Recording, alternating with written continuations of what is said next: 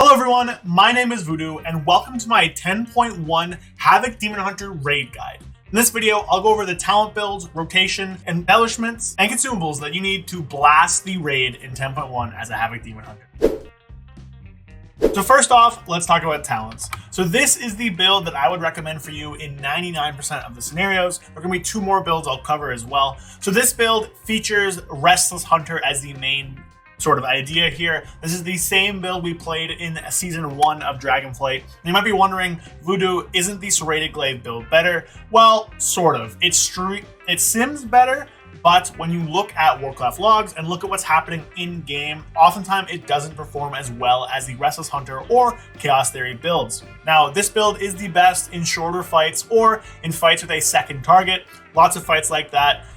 Such as maybe Khazara at this point, such as Forgotten Experiments, such as Askarn, such as Echo of Neltharion, and then Sarkareth. This is the build you'll probably want to play for that. In the other fights, maybe those pure single target fights, you'll probably want to swap over to Chaos Theory. It's going to be the exact same as Restless Hunter. We're just swapping out Restless Hunter for Chaos Theory. This sim's very, very slightly ahead on a 5-minute sim. However, since most of your damage with Restless Hunter comes out at the beginning, or if you're hitting a second target, in those longer fights past 5 minutes, stuff like Rashog, stuff like Magmarax even, then this build will do very well for you because it kind of averages out and does more damage than that.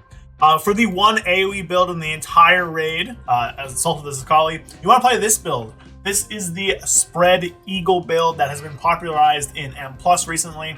The whole idea here is to grab Ragefire, grab Glaive Tempest, Restless Hunter, and Inner Demon, and do an absolute ton of burst damage with your meta. This can absolutely shred the ads on that fight, while also doing respectable single target damage to the boss, and will be the best bet for you.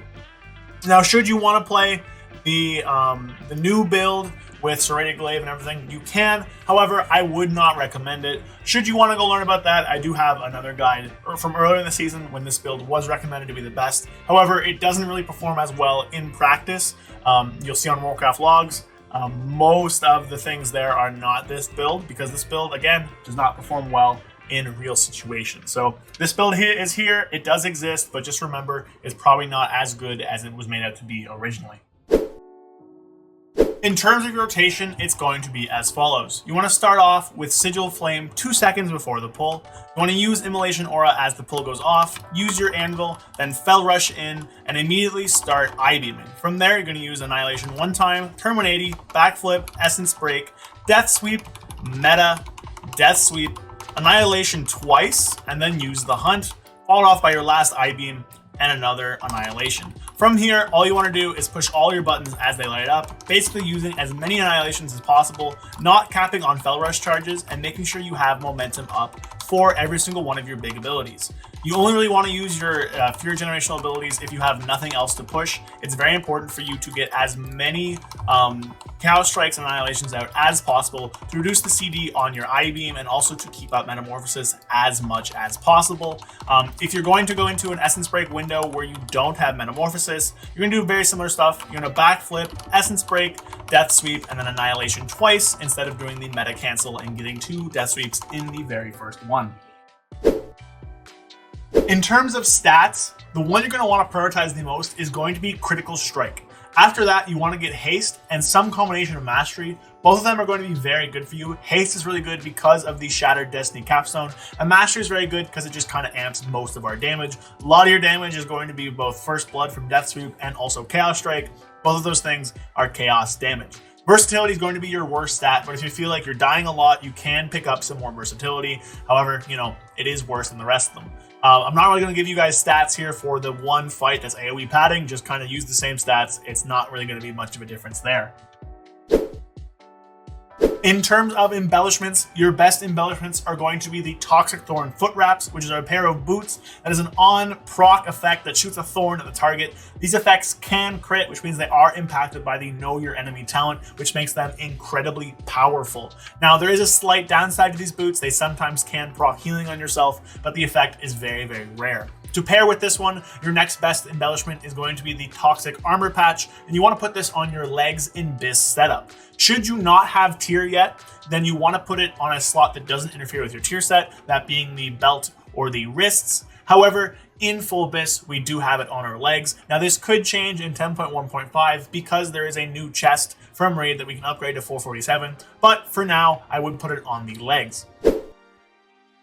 In terms of your tier set, it is very powerful. Basically, what it does for the 2-piece is every 175 fury you spend, you gain 10% agility for 6 seconds. And then the 4-piece is every time you gain that agility buff, you gain a stack of a 10% of a damage increase to your I-beam and also refund some of that fury. This does not change how you play. You basically are going to still use I-beam on the same times as you normally would. It just is going to do more damage.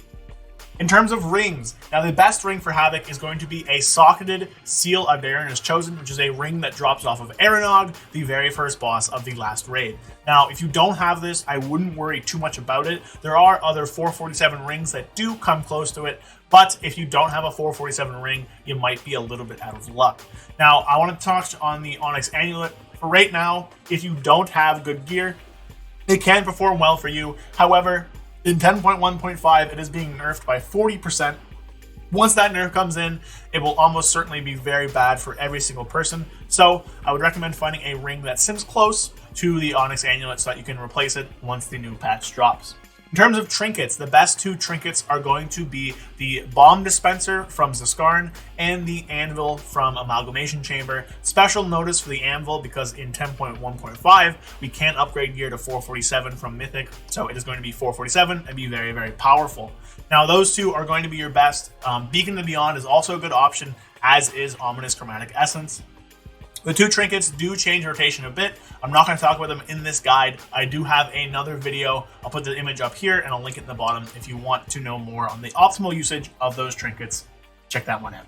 One last thing for gearing is going to be weapons. Now, the best weapons for you are going to be 2 447 Bile-Stained Krog Tusks from the Underrot Dungeon. Now, these can only come from the Vault, so if you don't get these in the Vault, the best options are going to be a 447 weapon in the main hand. It could be a crafted weapon, it could be anything you have, and a 441 Bile-Stained Krog Tusk in the offhand. Now, this one you can farm for, so if you don't have 2 447 Tusks, which honestly, kind of be surprised if you do, a few people do, but it is rare, then I would recommend grabbing any 447 main hand and a 441, Bile-Stained Krog Tusk offhand. In terms of consumables, the ones you're going to want to use are going to be the Iced File Corrupting Rage, and then just most food buffs. Now, for some people, the crit mastery food does sim better than the stat food. However, I would recommend just doing a quick sim of all the different options to find it for yourself. In raid, normally you'll just end up eating a feast, but there will be times where crit strike and mastery or crit strike and haste will perform better. Speaking of those stats, for your weapon enchants, you're going to want Wafting Devotion for both of those. Those are going to be very, very strong for you and going to end up being the best enchants. For your rings, probably just crit. For gems, you're going to either want main haste, minor crit, or main crit, minor haste. I would just sim that. So that is going to be my quick raid guide for Dragonflight Season 2 for Havoc Demon Hunter. Now, the goal of this one is to be a quick little video. So if you have any questions, anything I left out, feel free to comment below or join my Discord and ask me there. I'm pretty active there. There's also some other people around who can help you out there. On top of that, there's also the Havoc Demon Hunter Discord. Both are linked down below, all places to find some information. Now, if you enjoyed the video, make sure you drop a like, drop a comment as well, and hit the sub button. That would really help me out. If you really enjoyed the video, consider becoming a channel member. The link in the description. Ton of cool perks, ton of cool stuff I'm offering. A little cool community we are building as well. Now, that is it for the video today. Hope you guys enjoyed. Should be a cool video out Friday as well, so keep a lookout for that one. It's a new thing I'm starting. Should be pretty fun, but hope you guys enjoyed. Good luck on all your raids, and good luck in Season 2. Peace. A big thank you to all my channel members, Pain121, Evanjo Faraz, Zach Ward, It's Bulk, and Flapjack67. A big shout out to all you guys. You guys help me out so much and help keep the channel going, help me make new and exciting videos. If you guys want to become a channel member yourself, there's a link in the description. You get a ton of cool perks, exclusive videos, emotes, and everything fun. So again, thank you to all of you people. You guys are a big, big help. Big shout out to you guys. And I will see you guys next time. Peace.